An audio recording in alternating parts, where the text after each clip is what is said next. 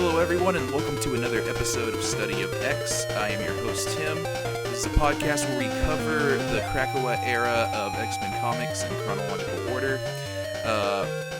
With me, as always, is Sergio and Chris. Hi, hello. I am running off of little sleep and getting back from a Vegas vacation, but I'm here because I'm ready to discuss my favorite comic of all time.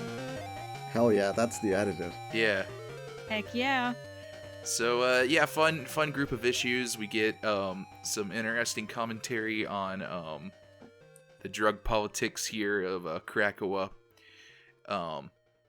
And then we just have them kind of go and mask off a little bit with X-Force and just straight up calling it the CIA. Just in case you were wondering if it's not the CIA. It is. Yeah. Nope, they're just telling you what the analogy is. And Fallen Angels is... We'll get to it. It is here and being as wonderful as ever. Long's discussion coming. Yeah. Yes. Good stuff. But anyway, we want to go into New Mutants a little bit. Yeah, I'm ready to go. All right. So with New Mutants number 4, Fast and Furious, it is still being written by Ed Bryson, and it was released in December of 2019. We are opening up back here with Boom Boom, still on Krakoa, just partying and having a wonderful time. I'd forgotten about her. Yeah, she's hanging out. She's at that phase of the party where you're so drunk you're annoying people. I love this as a recurring bit, like the Eternal Party. Yeah. Yes, I also love it. Just still happening. How long has it been since Krakoa started? A very, very long time. In fiction. In universe, I think it's been a month. Is what it was established as. I think that says it actually right at the start, or it's at the start of X-Force. Okay. Yeah, month-long party, man. Yeah, do you think they're ever going to hit a point where they just don't want to party anymore? Like, just no one will do it? I don't know about no one, but maybe the general mega party will slow down. Yeah, like, when you have, like, a group of friends and you have parties, and then all of a sudden everybody just kind of collectively gets tired of parties. And everybody just kind of moves on. I have a feeling that would happen eventually. Yeah. There's just very little to do. No one's set up the soccer team yet. Yeah, we got to get going. We got to get that soccer team up. Although Krakoa FC. I am pretty happy with this shark mutant guy over here. He's having a great time. Yeah. I mean, everyone here is, like, having the time of their lives. Do you think they're being, like, manipulated by a party mutant? I wouldn't put it past that, existing. That's just Dazzler. That's true. But meanwhile, where there isn't a party? Nebraska, which might just be true in general. I don't know. I've never been to Nebraska. Maybe it's a lovely state. So, they got our mutants and the friends they tried to bring to Krakoa in power dampening colors and have them shoved in a cellar. It's not a good time. And according to Pixie, the Armor and Glob have been missing for about 3 days now, or 4 since it's now the next day. Yeah, so they're just trying to starve them out here and just get them to do what they want them to do without having to, shoot anyone, which is a decently peaceful way to do this, I guess. Also, we get a name on our villain here. This is Temulo, I believe is how you pronounce it. Yeah. Perfectly normal human name. Yeah. Yes. With his very purple skin. So, we get kind of their whole deal. They talk about some pharmacist. So what had happened here in the made-up country of Costa Perdida? No relation with Costa Rica? Nope. Nope. Country I live in? Just another Central American country?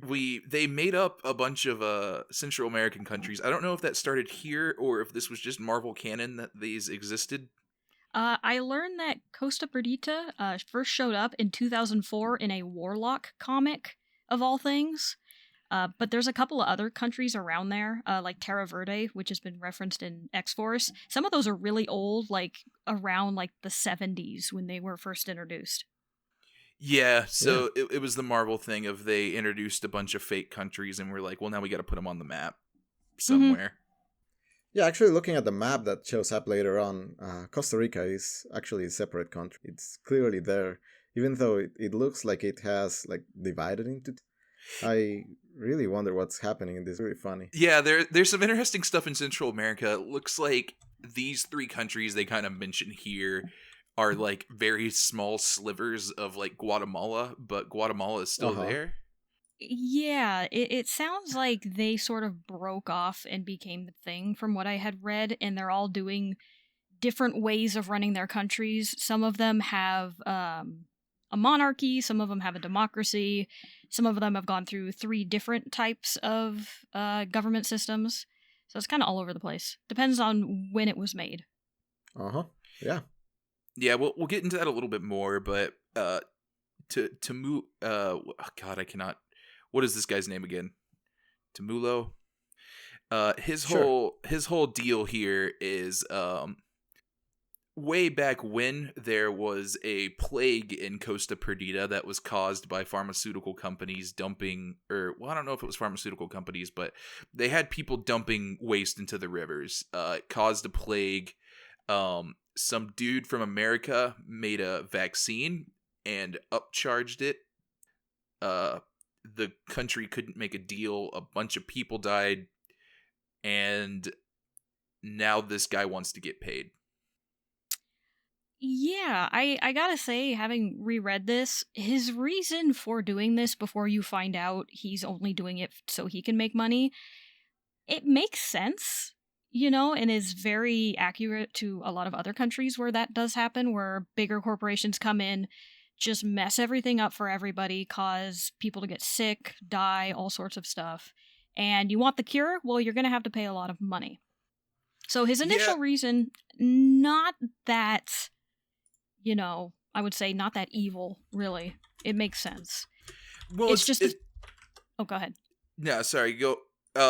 It's interesting because it does seem like this is a grudge that he holds. We get the panel here of him saying he has been dealt with before we go into a data page about this pharmaceutical CEO being killed apparently, but then he says like, "Oh yeah, I'm not looking to make a deal to get like I don't want the president to take a deal with Krakoa to get the drugs in the country. I want you to give them to me so I can sell them." Mm-hmm. Mm-hmm. It just kind of reinforcing that, yeah, this guy is a villain, despite doing this partially for a good reason. In the end, it's still for him. He's still doing it because he's a capitalist. Well, he's doing it because he wants money, but it's weird because it's like something where he clearly took someone exploiting the country as like a personal slight because they went out and killed that guy. Which I think leads us back to my question of how these drugs are treated, because what's stopping the government of Costa Perdita from looking for drugs from Krakoa? I'm sure they could, which is kind of what Armor says. I think they were one of the holdouts that we saw on that one data page a while ago. Yeah. Oh, so are we assuming that this is like a corrupt government that doesn't care about the plague? Yeah, and I think that's what's going on. Well, I think they did manage to cure the plague because they did get that vaccine. Yeah. Yeah, I got the Is kind of impression. yeah. I got the impression they did manage to get the vaccine for the plague, but they just haven't made a deal for actual Krakoan drugs. Yeah, I'm No. sure it's more internal politics and maybe even anti-mutant sentiment, if I had to really guess and stretch it, because I have no proof of that. But it does sound like they, at the very least, did care for their people because they were trying to cure Perdita fever, is it what they called it? Right. It's just, for some reason, there is something about Krakoa that means that they're not immediately jumping on it. Yeah. Okay, yeah, I'm actually reading page 10, and it is said outright that Xavier has offered. Mm-hmm. Yes. So I kind of get the impression here to Molo like saw like this guy make a killing from this vaccine and he was like, "Oh, I want in on that." I can do this. Okay, yeah. Yeah, Um no, I mean, like I said, very realistic. This fake CEO reminds me a lot of Martin Shkreli, the guy who yeah, initially jumped the price of gosh, what was it? It was was it insulin? Yeah, I was It gonna say, I'm was pretty sure it was insulin. I was blanking on the name for a moment. But yeah, I do think the parallel here was supposed to be the drawing the comparison to Martin Shkreli. Mm-hmm. Yeah, that's a pretty direct callback. Which I also found out the other day that Martin Shkreli is doing AI stuff now. So there you go. There's your cursed knowledge for the day. Thank Which you. Yeah. also kind of ties into Fallen Angels, which we'll talk Yeah, about we later. can talk about him later. Yeah. Yeah, there you go. There we go. So back on Krakoa, Sage is very dismissive of Boom Boom, trying to figure out where everyone is. Yeah, I mean, we get some jokes here about Boom Boom's many other names, which are kind of all over the place, but not a whole lot from this page, to be honest. Yeah. But yeah, our next page, we're still starving. The kids want to eat. And we don't really know what we can do, but it's okay because Boom Boom's on the way. And we figure out Armor has decided to go talk to Krakoa about making a deal with these dudes. Mm-hmm. It did take her 3 days, just going by this, as she first talked to him, like we mentioned. So they did hang out for a while, but I don't blame her considering there were kids with them. You know, if it was just the adults, I could see them really hanging out a lot longer. Hey, you gotta feed the kids. Yeah. Yeah. Sorry, Sergio, were you saying something? I was just gonna say, I love the face of her begrudgingly eating a sandwich. Yeah, well, Tomolo here just is like drinking coffee. Mm-hmm. This man is very large. He is very large, and he's also very smart with how he's doing all of this. You know, he set everything up well, he knows what he's doing. And as we're going to learn on the next page, he's found out all of this information because there is a not so subtly named website called Docs that is following mutants. Yeah, we got confirmation that they weren't actually followed here. The Krakoa group was not followed. They just coincided. Yeah, they figured out there was mutants that were in this city, so they just tracked them down. Mm-hmm. And it just so happened that there were people from Krakoa actively here. Which, good, because I don't know if these people could have made a deal for Krakoan medicine otherwise. No, I don't think so. Although I could see Beak maybe going through a portal and be like, hey, I need help. You know, my family's in trouble. But they probably would have then gone against what Tumulo was asking for, which is don't send any telepaths. Don't send anyone extremely powerful. We know who they are. And then if you do, we will kill people. Yeah, like, you come back here with Magneto, we're gonna kill you guys. And, but yeah. I'm kind of curious, Sergio. Do you have any thoughts on this mutant hunting website that apparently exists? No, I do agree that the title is very just straight out called Docs. Yes. It looks almost like a magazine, like it's a publication of some sort. Yeah, it does look like that. When I first read this, I was kind of surprised this sort of thing existed at first. But then when I thought about it and the numerous ripples of similar websites exist for all sorts of different kinds of people, I was like, of course, this would be there. There would be people going online saying, look, I saw this mutie over here at this store or this restaurant or something. They probably keep a catalog of stores that are pro-mutant and allow them in. Yeah, it's interesting that Tumulo says that there are as many sites out there treating them like celebrities as there are doing this for malicious purposes. Mm-hmm. Yeah, because I was not thinking that it would have been that widespread, but I mean, again, you could think of any sort of websites dedicated to, or even just calling out like LGBT people. This is something that is unfortunately very common. Yeah. So yeah, next we get a data page about Costa Perdita, and yeah, this we talked about this briefly, but this map of Central America here is a little bit of a mess. Yes. Costa Diablo. Yeah, Costa Diablo is very Diablo. By the way, it's got 2 L's in there. Oh, okay. But yeah, it basically where Guatemala and Mexico meet. They've carved out a good portion of that for these fictional states. Yeah, and there seems to be some weirdness going on in Costa Rica too. Yeah, Guanacaste has separated from Costa Rica, which is very funny because that's one of our provinces. they actually annexed themselves to Costa Rica in their history. I figured that didn't happen in this timeline. That's funny. Oh, Nicaragua is like 5 different countries now. Yeah. They lost a piece of their landmass. yes, I'm sure there was some superhero battle there that happened. El Yeah. Salvador, though, looks pretty unscathed. Like, it looks good. Yeah, I think Mhm. Panama's just fine as well. Panama looks fine. Yeah. But it's like cut off on the image. Who knows what's going on down there? Yeah. Yeah, it might just be right off screen that there's a bunch of stuff missing. But yeah, the Terra Verde, Costa Verde, and Costa Perdita trio are like carved in between. right. That's fine. So they go into it a little bit here about the origin of these countries, and apparently they had support from the British Empire and fought a war for freedom from Spain in 1823, and that's like what, like a year after those countries actually got independence. 1821. Yeah, a couple of Mhm. years. Yeah. They did not fight a war from it. Am I correct in that? No, Yeah. no, there was no war. So yeah, involved. that's kind of interesting that they these random slivers of countries here had to fight a war for independence over there.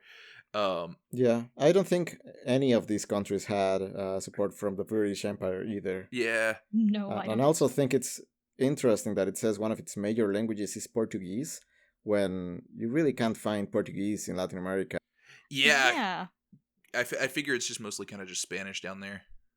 Yeah, But yeah, so they got their independence, I guess, a couple years after everyone else did. And biochemical corporations like this country specifically because they don't really have much health and safety regulations. And it's estimated a lot of people have died because of that. which is historically accurate. Mm-hmm. Yeah, Especially unfortunately. like in plantations and stuff like that. There are many like ongoing suits, and there have been many Shell and Doe and a lot company Mm-hmm. Oh yeah. for the kind of pesticides that they use.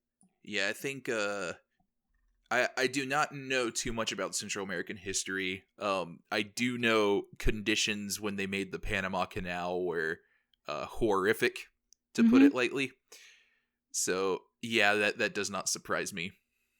But yeah, meanwhile, the kids are being fed.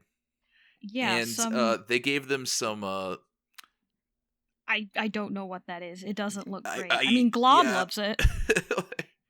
Glob is clearly enjoying down himself. down the hatch. Like what is this, guys? Did you just give them like lumps of corn? This looks like bird food. Yeah. Which is funny because like portion of these people are kind.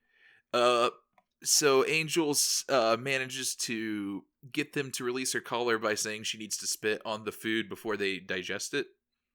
Which at first I thought was just kind of a joke or, some sort of a ruse, but no, she actually does vomit acid on, which is disgusting. Well, she doesn't eat it after that, so maybe it is a ruse, but Yeah, I don't know. yeah, I do really think- don't know. I do see right after she does that, she puts the bowl down and all the kids kind of huddle around it, so I think they do actually eat it.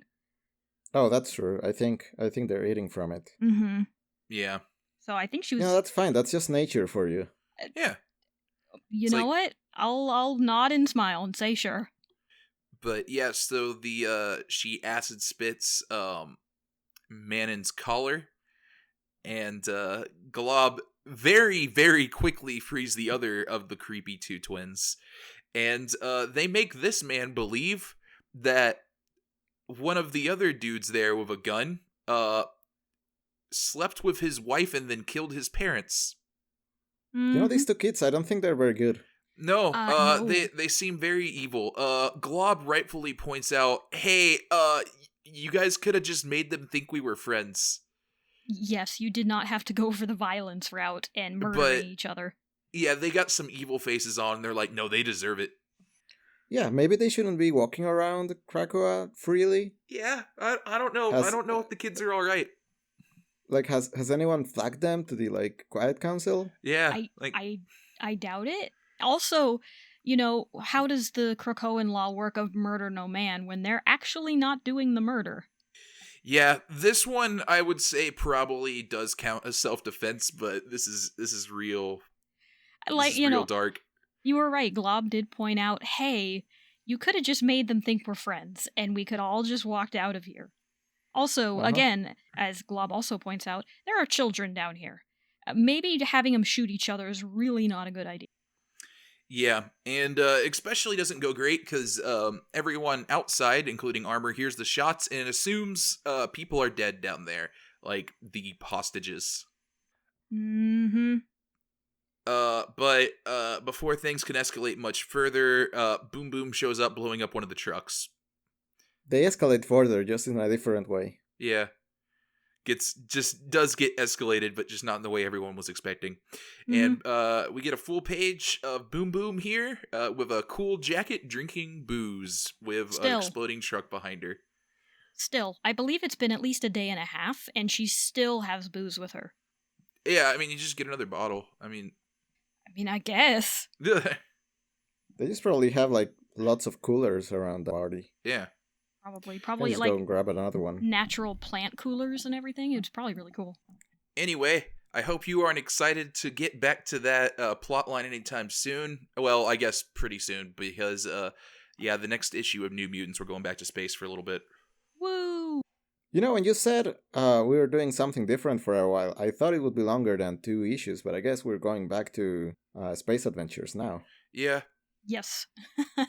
It is not very long. We do eventually come back to Nebraska, but I believe it takes...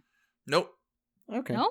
Oh. Nope. Yep. So, issue 5 will be Space Adventures. Issue 6 will be the Nebraska plotline, and then we get back to space in issue 7. Wow. Okay. I do not remember. Yeah. Huh. Okay.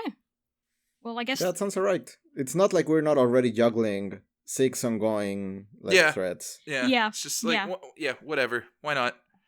It kind of falls in line with everything, so I'm alright with that. So what do we think of this issue? It was alright. Yeah. Mm-hmm. I thought it was alright. I liked learning more about the villain because part of it, I agree with him. The other part of it is, wow, you are still a scumbag, and we had to be reminded about that. But yeah, just overall, it was fine. Nothing too crazy to write home about. Yeah, I would agree. Yeah, I was amused by the Central Americans. Beyond that, pretty standard fare. Yeah. There's nothing too crazy here, but it's fine for what it is. Meanwhile, let's see what's going on in X-Force, I guess. Yeah, meanwhile, in X-Force, blood economics, not to play off of global economics from X-Men number 4. Did you see the page where they had the characters that are important in this issue for X-Force is just... It's such a big list. There's like 16. Yeah. I think, it's a lot. I think they put the entire Quiet Council here, and I'm like, I don't know if you need to do that. Yeah, I don't think so. Before we jump into that, just to say this is still written by Benjamin Percy, and it was also released still in December, so we still are at the end of 2019. But interesting to note also with this character introduction page to show you who's in the comic, the short little summary also says at the end of it, rejecting their history as victims, mutant kind's response is imminent. Which is a very interesting way to paint them as victims throughout all of their history, which in some case they have been. I don't know about all the cases, so it's an interesting way to spin that. Yeah, I do think the character list here is funny. It feels like they put a call out for people willing to do violence and not cheap people sign up. Yes. Yeah. Yes, very much Finally. so. Let's do it. And starting off on our really, really fun, bad company names that Charles Xavier has made. Oh, Xavier Pharmaceuticals, but pharmaceuticals is spelled with an X and like just in the middle of it. Yes. We're getting a list later? Oh, it's... Yeah. All kinds of weird. Oh my, I cannot wait. I want to discuss this list so badly. I know. I'm very excited to talk about Xavier's hubris list. Yeah. Anyway, Xavier Pharmaceuticals is apparently just in the ocean. Mm-hmm. As one does, I guess? Question mark? But yeah, so we are at this pharmaceutical building where mutants are manufacturing more of the Krakoan drugs, and it's being assaulted by these soldiers in scuba gear with rifles. And as this is and happening, harpoons. I feel and like that's important. harpoons. Yeah. Yes, I'm sure they harpooned a couple people. But while this is happening, Xavier is explaining to the Quiet Council that this recent attack was actually a good thing because it pointed out the places that they are maybe not so secure and how they can use that to improve. Yeah. Yeah, I wanted to elaborate a little bit on those harpoons because they like have little wielding guns that do circles around where the harpoon like stuck to the floor. Oh yeah, it's like lightsaber And- tech. Yeah, That's cool. I actually didn't notice that. I'm They, really like- glad you pointed that out. Yeah. they rotate around the harpoon itself, like where it got stuck, and then it just made the floor fall off from underneath. Yeah. Because these dudes bust in with their little scuba flippers and just shred some poor multiple man duplicate. Mhm. Yeah, no, they are very ready for this and have some of the best gear that they could get. Yeah. Anyway, Xavier is telling a story about Hercules. I love this line here about everyone knows Hercules for his strength, but did you know he spent his early life in hiding? And my response was, everyone here has probably seen that Disney movie, Xavier, but I forgot that Hercules is an actual character in the Marvel Universe. Yes, he is just a guy. Well, not just a guy. He is the god. But yeah, he's just. You could call him up and have him show up on Krakoa if you really wanted. Yeah. I like how Xavier had like slides ready, like visual aids. Oh yeah, no, he was Yes. like, yeah, Athena. Mm-hmm. I to make this emphasis, I have to project all of this as if he wasn't already so full of himself. Which I think his story he is trying to tell is very telling about how he's looking at X-Force. Because, yeah, like Tim said, Hercules was in hiding, and when his true nature was revealed to him, he hoped to become divine and achieve immortality. So he started to work towards this, but he needed wisdom in order to achieve that. So Xavier is essentially saying, we have the muscle, but now we need the wisdom. So what is the wisdom? Because X-Force, they kind of made this analogy here, but I'm not sure who is what and what this analogy is. Like, Xavier the wisdom and X-Force is the muscle? I had a similar thought because later on Jean mentions something kind of similar and equates the two, but in the reverse order that I thought she was going to, because she says something like the Quiet Council is Athena and Hercules is X-Force. Okay. But it's really unclear because she almost makes it seem like X-Force is not quite Hercules. Like they need something else besides that. So I don't know. That's just my guess. I think that's what she was going for. But this early section is very confusing about it because, yeah, it makes it seem like Athena is X-Force for some reason. Yeah, when he's actually talking about like the Quiet Council, which is just, yeah, it's a little bit clunky. Also, I don't remember. Did they decide they were keeping X-Force a secret from the Quiet Council last issue? They did. They said it pretty explicitly. Okay. Yeah, because that lasts for all of like this week. Like, Yeah, if 7 pages that, or so. yeah. Yeah. It doesn't last very long, which I don't know. I think that's fine, especially considering members of X-Force are on the Quiet Council as well, like Jean. So it'd be very hard to keep that a secret. Yeah, we already mentioned last week that when we covered X-Force that it didn't really like hide it from the council. They were an entity. Mm-hmm. Yeah. Yeah, so they must have realized in between the two of like, oh yeah, that is a good point. Let's just tell them. I mean, it does still give them the autonomy to say, no, that wasn't us, that was X-Force, but there's less of the interdepartmental secrets from each other, but that's not quite correct. Yeah, we'll get to it later, but it does confirm what I said about really no one in the council opposing the concept of X-Men CIA. Mm-hmm. Yeah. So yeah, the impulse to like hide it from the council. Yeah. And I think to kind of make this a little bit further confusing, we get a line on the next page of he had the muscle but she had the mind, and that is over a panel of Jean Grey and the rest of Beast and Sage of the X-Force defending or descending. And yes. also Jean Grey is on the Quiet Council and X-Force. I really don't understand what Xavier is going for here. Look, the metaphor got away from him. Yeah. Okay? But if you ask him, it went completely perfectly. Yeah. He would never falter in his... So, yeah, because also, it's Beast, Jean Grey, and Sage, who are technically the mind of X-Force. So, I don't know. So is X-Force both? Sure, Hercules whatever. and Athena? Sure.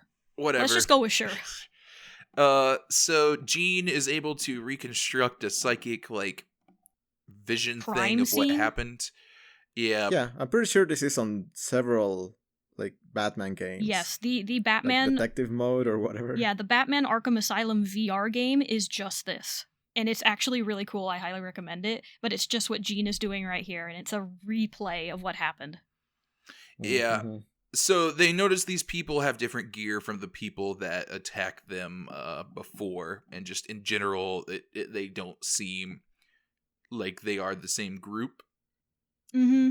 Yeah, Beast points out that the weapons are different, the calibers are... Again, reinforcing that they are Athena. But, yeah. Also, I do want to say, these psychic projections that Jean is doing, they're all pink and purple. X-Force hasn't been a gorgeous comic so far, but I actually really like what they were doing with the colors here in these couple of pages. No, this looks cool. I agree. It looks good. There's another page later that I do think that looks pretty good, but we'll get to that. Also, just I don't think there's really anything to say about this, but apparently the reason Jean can do this is because she talked to Multiple Man, who absorbed the duplicate who got shot up, who lived, and I think Multiple Man had to experience everything that Duplicate felt when he did that, and that probably sucked. Yeah, no, that does not sound like a fun. Yeah.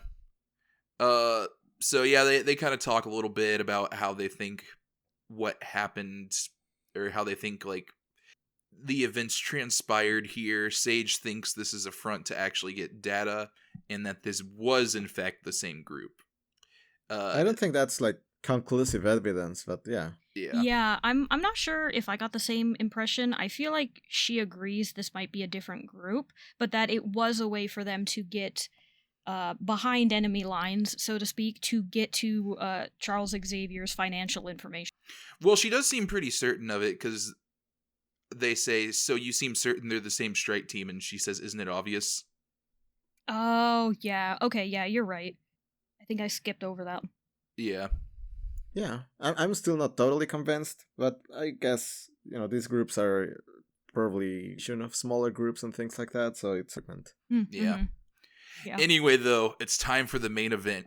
The portfolio of Charles Xavier. So this is a data page of Xavier companies. Some of these companies are apparently Fortune 500 companies, but his involvement with the companies has been largely kept secret to avoid calling attention to his wealth and power. No one will ever know. No one will ever know. No one. Anyone want to talk about some of these names? Oh man, where do you even start? Should I start at X Marks the Spot Mining or Cerebral Films? Phoenix Law Offices.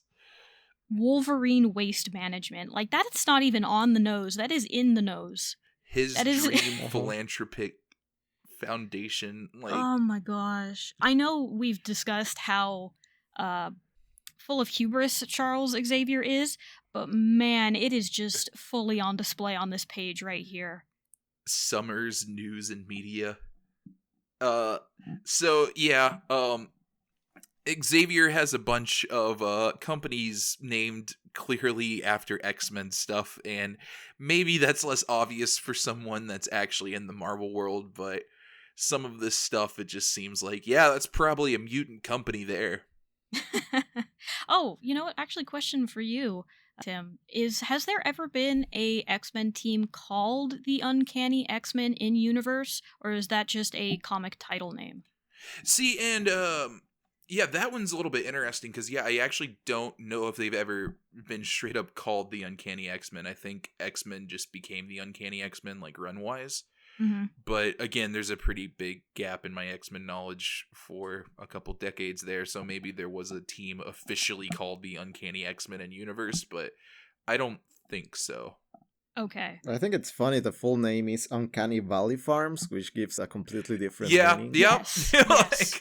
the Uncanny Valley Farms. And also, my favorite bit of lore is he also made a digital currency called Xcoin. Yep. He's a crypto bro, and I don't know how I feel about that.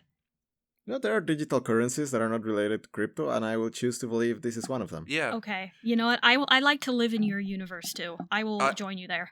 I am very glad this comic was made in 2019 before the prevalence of NFTs, but Oh no. yeah, let's move on. Yes. Yeah, but all we need to know here is Charles Xavier was super rich. Keyword being was. Well, no, he still is. I think he still is. Yeah. Yeah, he's still fairly rich, but as we go to the next page and Sebastian says very clearly, Xavier got robbed. And Oh, no, they said he got robbed, but he's still a billionaire. Oh, Yeah. fair. Yeah. I was hoping they maybe drained him dry, but Xavier gets robbed, but he's a billionaire. Yeah, I didn't get the impression, because they talk about, like, they just stole, like a crate of, like, pedals they had for their drugs. Like, that it wasn't, like, some big robbery here. They were after information.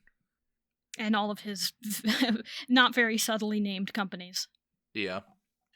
God, I don't know. Imagine the terrorists like getting the paper with information back, and they look at this list of names.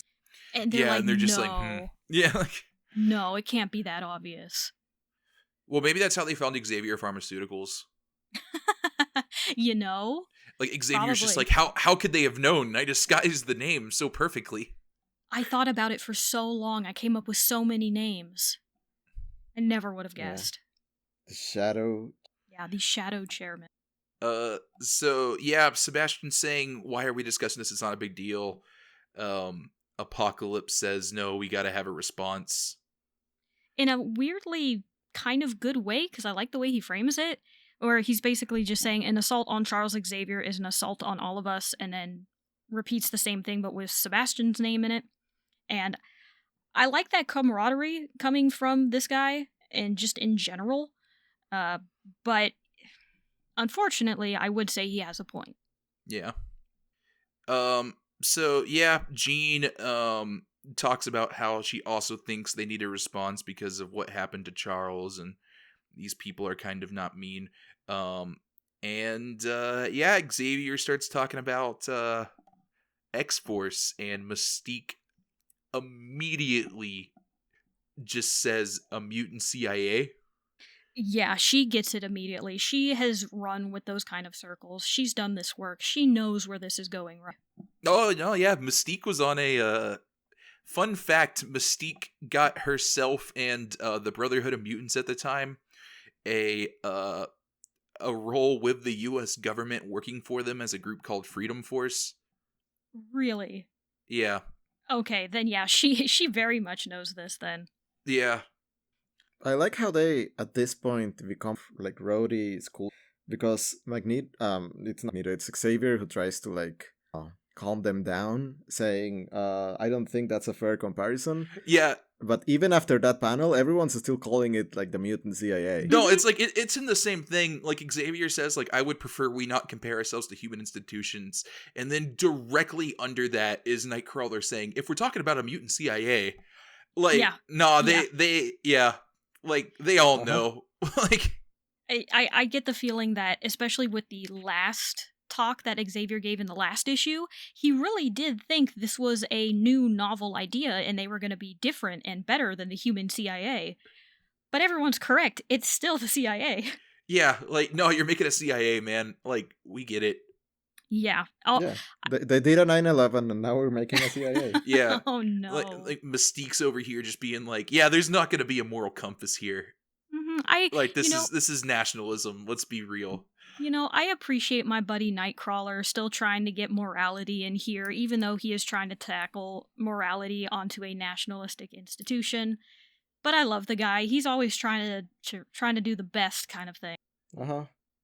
Yeah, it's a fun couple of pages here. Yeah. Because it goes exactly as I expected it would have if it had been proposed last week. Mhm. They're all basically in agreement. Yeah, no, there's no discussion of, do we really need this? Should we do it? Should we not do it? They all understand why they're there. Yeah, like Xavier again keeps trying to be like, no, for real, it's not like that, and everyone's just like, shut up. What are we doing? Like, Yep. And I feel like partially they're like excited for it. yeah, no, this isn't going over badly. Like No. everyone's just like, okay, yeah, I guess we're doing this. Yeah, which, I mean, it helps that Jean gave them a projection of Charles Xavier being shot and killed, and reminding them that all of these people did just die. So, and this is not something new to them either. They're used to this for their whole lives, being hunted. So, this is a very not shocking development. Yep, anyway, so we get our next page of Wolverine, Domino, and Kid Omega gearing up to go do some missions. And they are gearing up from Forge, who is introduced in, like, this is a hell of a look. Yeah, it's a very striking pose on here. Very much, trying to show off. I like these boots. I also really like his boots. I love his whole look, honestly. He looks fantastic here. And it just reminds me of the old X-Men suits. The whole nice yellow, the dark blue, the red X belt. It's very nice. So is this our first time being introduced to Forge? I feel like he's been mentioned before, but I don't know if we've actually seen him yet. I think we've seen him. Yes, we saw him briefly back in House of X, when he and Xavier were getting together to make the whole Cerebro stuff. Right, Yes. yeah. Yeah, but it's been a while. Yeah, and if I remember... He's relocated here. Mm-hmm. Yeah. Yeah, making a whole bunch of guns, and also what looks like a bug mech suit, and I see a car in his cave. It looks like the Bat Cave, honestly. Yeah, they got I was about Forge. to mention the exoskeleton suit. Yeah. Yeah, they got Forge down here just playing with stuff. Mm-hmm. Very much being a Tony Stark at the moment, and playing a lot of, I believe he calls it telefloronics, or the bioorganic weaponry that he's able to make. It's a good look. I like I like how hard he's to Krakoa's capabilities of organic stuff. Yeah, and we kind of see that too, because he gives for Domino, she gets herself a really cool plant arm. It is a laser, a sword, and it can also tie people up. Yep. So, and we joke about the goo gun and all the other fun stuff that it can make, but of course they're going to eventually turn it into weapons. I mean, that almost feels like par for the course for a new nation at this point. Yeah. I would expect the gauntlet to still be able to make. Yeah, I hope Me it does too. make goo. I'm sure that's a hidden feature.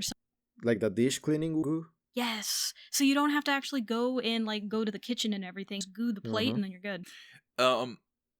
So our next page has Kid Omega saying he doesn't need any gear. Wolverine begins to say something, but they get told some Sage needs them, so we are left wondering, and I guess the only person that got a weapon out of this was Domino. Although I did like the interaction between Kid Omega and Forge, because Kid Omega says, "I am the ultimate weapon. I don't need anything," and Forge just walks away, and he's like, "Great, wonderful. I'm gonna keep going." Yep. And also interesting, they have a large bowl of liquid adamantium, just in case they need to bring Wolverine back, which makes sense, because if they brought him back, he would not have the adamantium bones. That was something that was done to him after he was born. Yeah, we get the Wolverine bone claws.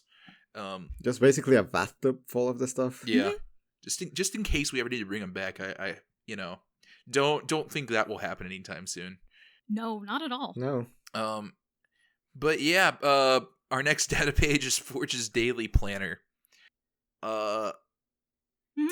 Just I don't know, fun stuff. A lot of just random questions and his thoughts. What he's been doing. Again, we have the mention of the nation of Terra Verde, like we saw in the last issue with New Mutants.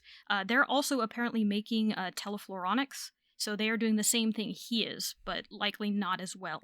Yeah. Yeah, this whole page doesn't hit as hard for me as the previous one, but it's okay. Yeah.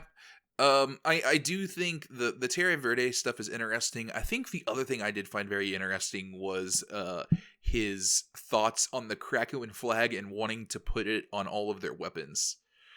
Yes. Which is just we are really going full steam ahead on the nationalism here. Mm-hmm. Yeah, there's no stopping this train anymore. We're going. Yep.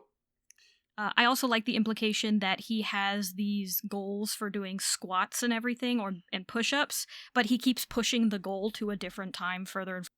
Oh no, it's a different exercise every time. Is it? Yeah, because the first one's squats every morning at 10 a.m., new goal, and then be sure not to forget 500 push-ups every afternoon at 4 p.m., new goal. Does he really need to do squats? He's got a metal leg. You gotta get those. You gotta get those glutes going. That's how you get the good. That's how you get the good booty. But and that's how he can go to the party later in the day. Yeah.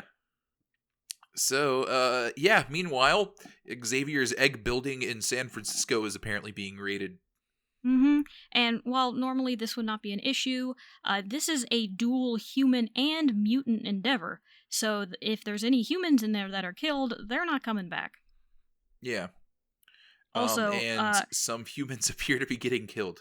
Yeah, immediately. Also to note that these are Xavier scholars from Stanford. I don't entirely know what that means, but having your own either institution or program named after yourself, it just goes in line and doing all issue. Yeah. Yeah, he's this people's thesis advisor. Mm-hmm. So, Wolverine, Kid Omega, and Domino just do a headlong sprint into the portal to get to this company. And right as they're doing it, they're messing with the gate on the other side, and things go wrong. I feel like wrong is a bit of an understatement. Wolverine is cut in half, and Kid Omega is decapitated as the portal closes as they're trying to go through. Yeah, Domino... They really nailed the timing here. Yeah, yes.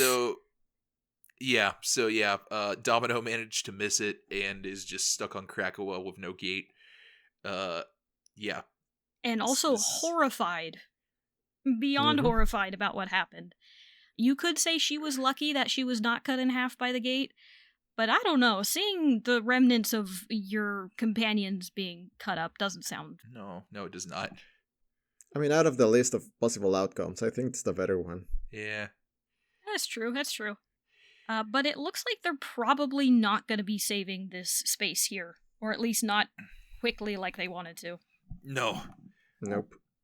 So, X-Force, things are going well. Mm-hmm. Not a terrible issue. I liked it. I appreciated that it was mask off and this is how we're setting it up.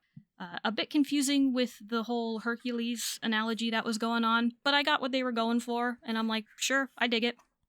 I'm curious to see where it goes, because I actually don't remember how this ends. So I do like that we're seeing all of this fallout and all of these secret operations that are apparently happening against. Yeah, I think it's a pretty decent issue. I really like the confirmation of my notions regarding what the Council's reactions would be. Mm-hmm. Very much in line with mine. Yeah, no, you nailed that. You basically hit it. Yeah. Do we want to go into Fallen Angels? You mean my favorite comic ever? Yeah. Of course. So, we have Fallen Angels number 4. I believe this is pronounced Shikatsu. Written, of course, by Brian Hill and released in December of 2019. We are opening again with a view of the past with a young Quanon watching an old man die from poison because he tried to make peace between the clans, and that meant he had to die. Yeah. Yeah, so just remember, don't trust peace, because therein lies death.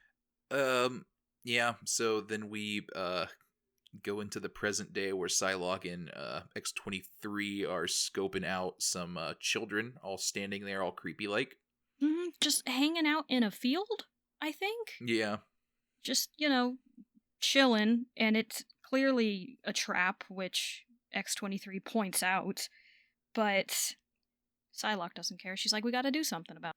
Yeah, so she's saying, hey, you probably shouldn't trust this vision. And she again mentions she's thinks that she should ask Betsy to see if she might know anything. Psylocke does not seem interested in this at all. No, and I don't blame her, in the slightest. Yeah. Yeah, this almost seems mean to mention her. I don't think she would have any insight here from what we've seen of what she's dealing with. Yeah. Yeah, but it kind of ties into where I'm not sure how X-23 gets this notion that this is tied to Psylocke. She just kind of jumps to that conclusion at some point and just never lets it go. And the story is written as if we should be agreeing. Yeah. I mean, she is right, but I don't know why she thinks she's right. Yes. Yeah. No, that's exactly it. And something interesting also that Psylocke says is at one point she says, you're right. I am being led, but so is all of Krakoa. You're all figments of Xavier's vision. He gave you freedom and he took your will. I never got that impression. Yeah, strong, I'm not owned vibes from that. yeah, very, very strong vibes from that. She's gonna turn into a corn cob. Yeah. It just feels like a meaningless platitude. Mm-hmm. Yeah, it's just like, okay, that's nice, Psylocke. That's nice. You can be sad and we're just not going to save Cable again. Yeah.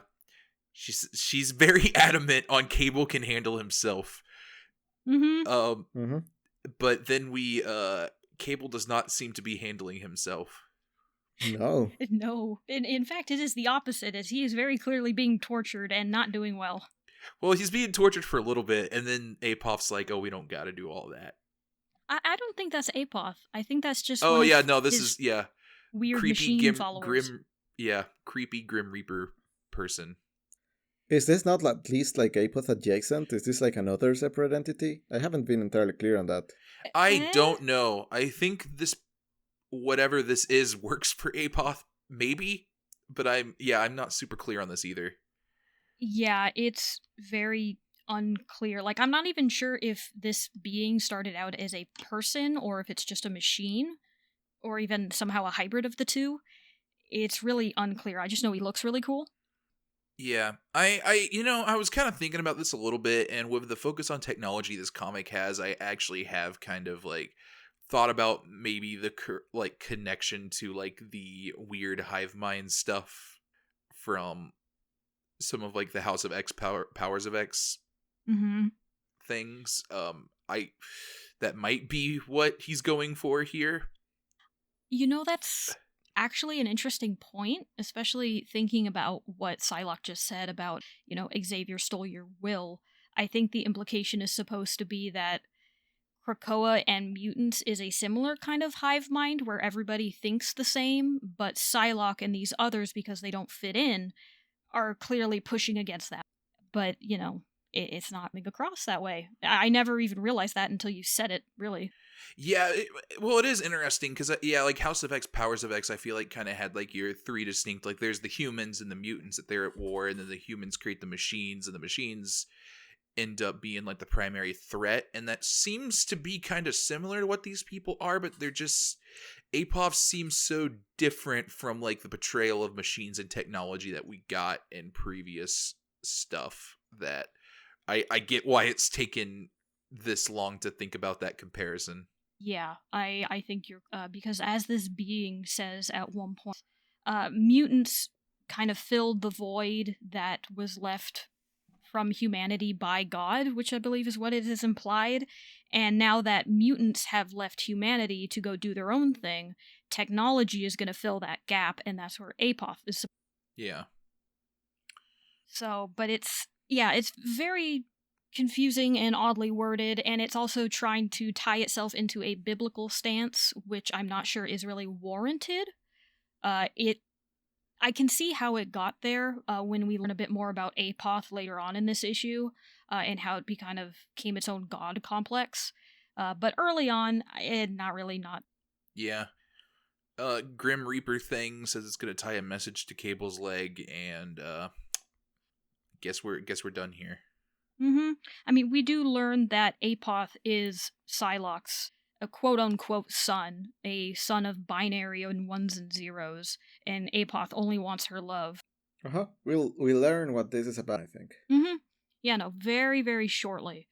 Because we're back in the field with these kids just sort of standing there, and there's a massive full moon in the background. And Psylocke just starts yelling at these kids in the field. And Apoth, using the children, is able to respond back. And essentially says, hey, Psylocke, if you agree to my deal, I will let these children go, and I will let Cable go. So, Psylocke says sure, and touches the hand. Even and though we get a Wolverine... flashback onto what happened. Apparently, Psylocke was supposed to destroy something. I believe it is implied it is an early AI program. That's kind of what I got from the interview at the end of this, but... Yeah, I feel like people were guarding the program. Yeah. Yes. And then the AI mimicked a child, saying, please don't kill me. Clearly, Quanon took that very personally, given her own child, and decided not to. She abandoned her mission. Yeah, and now this Apoth thinks she's mom. Because apparently a few years later, the AI grew smarter, it got out of the firewalls that it was placed in, and the first thing it read was the Bible. And it decided that it was every main character. It was God, it was Lucifer, it was the fire that spoke to Noah, everything. Yeah, just very self-important. Yeah. He wants a mom, so that's Psylocke. In a weird way, technically, yes, because she did let it live, but it's a very loose connection there. Yes, I always, if someone let me live, I would call them mother too. Okay, that's good to know. That is good to know.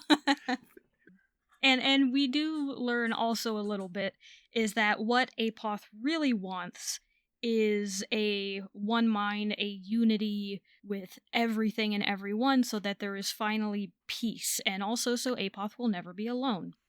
Yeah, and this is kind of where I made the House of X Powers of X connection, because this is just like, that was that thing they were doing with like the ascendancy and whatnot. Yeah, no, you're correct, and I never realized it, so I'm glad you pointed it out, because I can see where that might have been thrown to the pitch for this story, and I'm sure they would have expanded on it more had this comic lasted a lot longer. They probably would have spaced it out a lot more. But we're coming up on the end of it pretty soon. Yeah, it's interesting that they never like connect this directly to the future people. Yeah, especially since this is a known trigger point for the end of Mutants. We learn that they get the blueprint of how everything is supposed to go down in possible futures. So I feel like this would be an absolute red flag for especially Xavier and Magneto if they caught wind of it. Yeah, I wonder how like thoroughly briefed the average mutant is regarding those like triggers. What, hey, this is an extinction event level threat. So who knows if either of... Yeah, because we know that Cyclops and a couple early on were sent on that suicide mission to stop the birth of Nimrod, or not the birth of Nimrod, but the Mother Mold activation. Mother Mold. Yeah, up in space. You definitely get the idea that Cyclops has some idea, but Cyclops also fought oh god, what is that guy's name?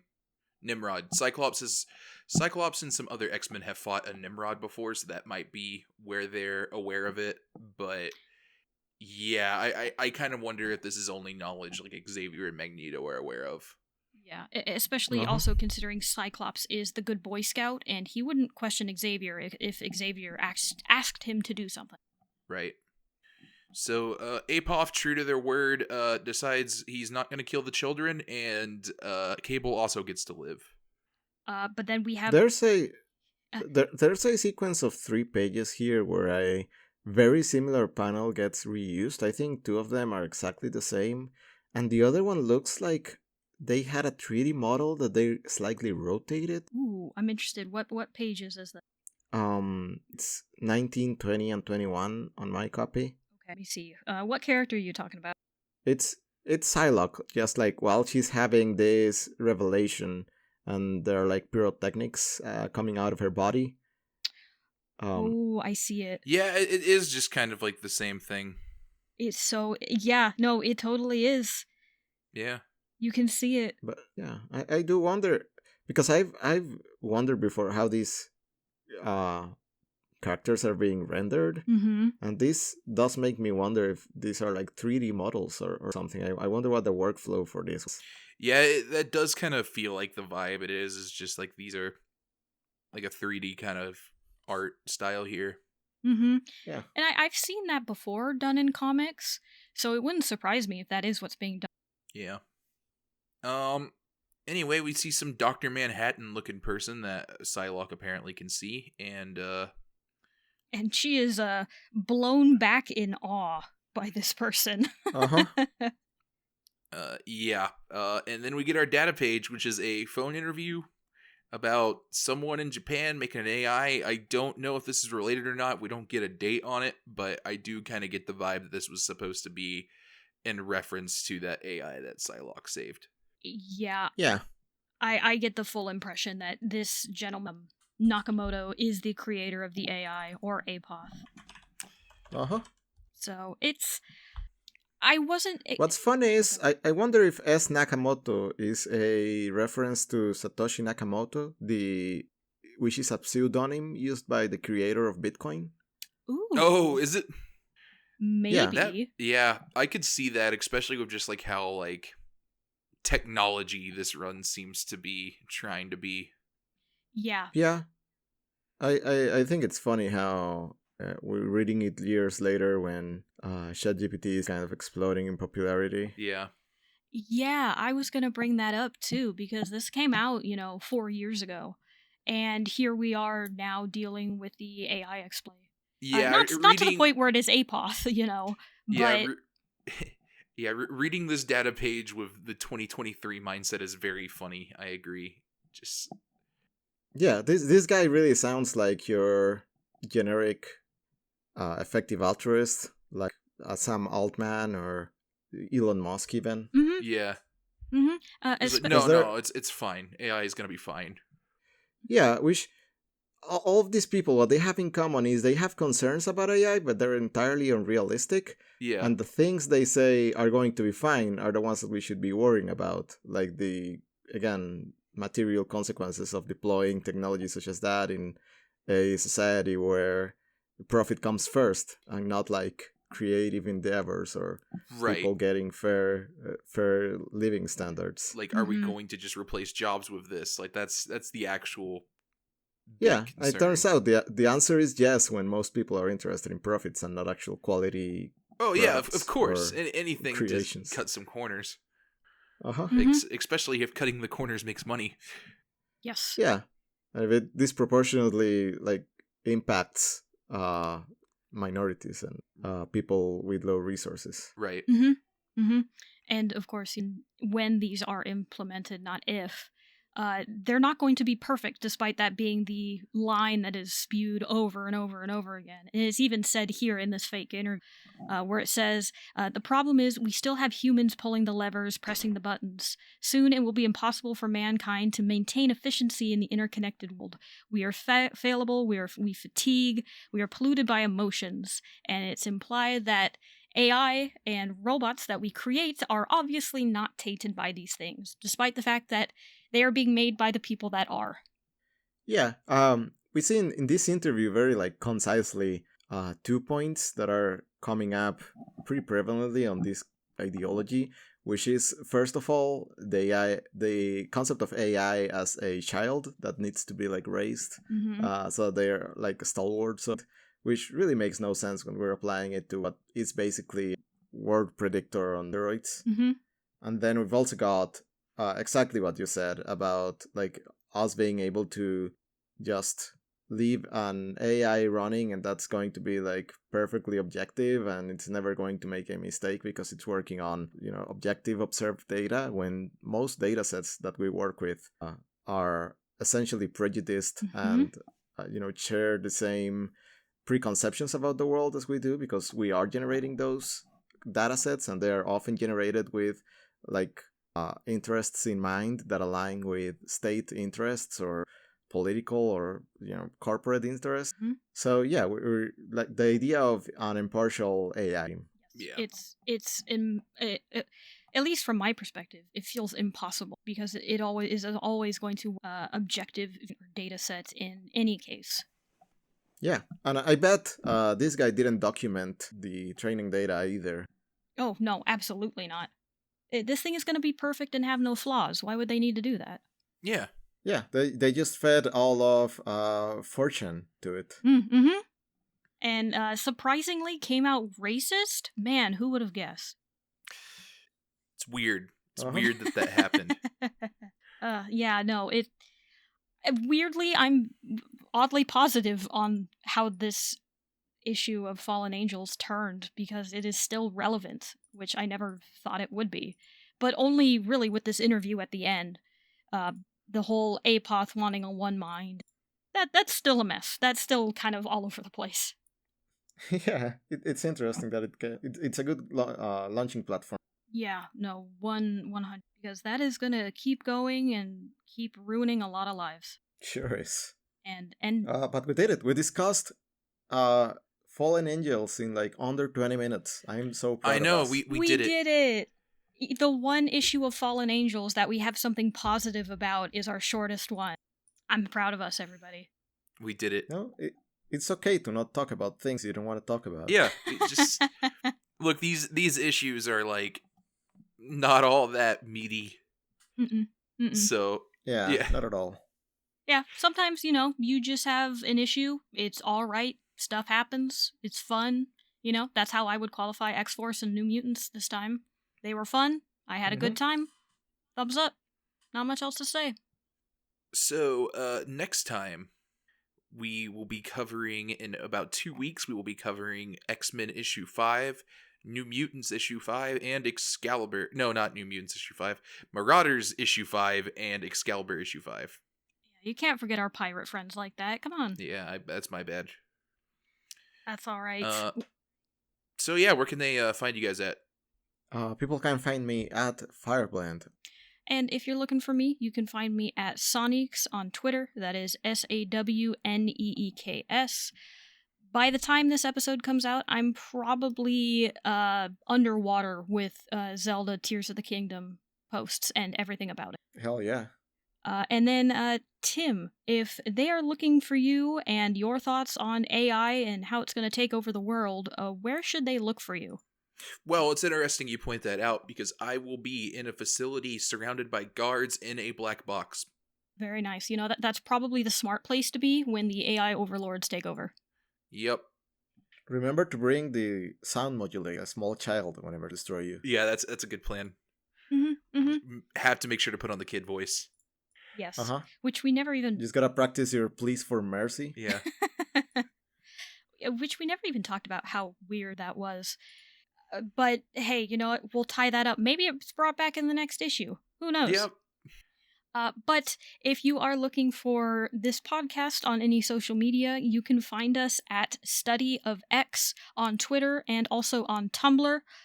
If you have any questions, comments, your thoughts about Apoth and how it is the best villain ever created, you can send those to studyofx@gmail.com, and we read all of them, we go over them, and we'll probably even read them here on the podcast. And if you have listened this far, thank you for listening with us. If you could rate us on your favorite podcasting app, that would be great. We would love to be able to reach more people and get them interested in X-Men comics and how wonderful and fun they are. So if you could do that, that would be awesome. Other than that, you guys have anything else? No, everyone have a nice day or night. Yeah, whatever time it is where you are as you're listening to this. Day, night, weekday, weekend, some undisclosed time in between all of that. whatever temporal presence you're in. Yeah. Yeah, if it's your birthday, happy birthday, you know. Yeah. And if it's not your birthday, no happy birthday to you. Merry Christmas.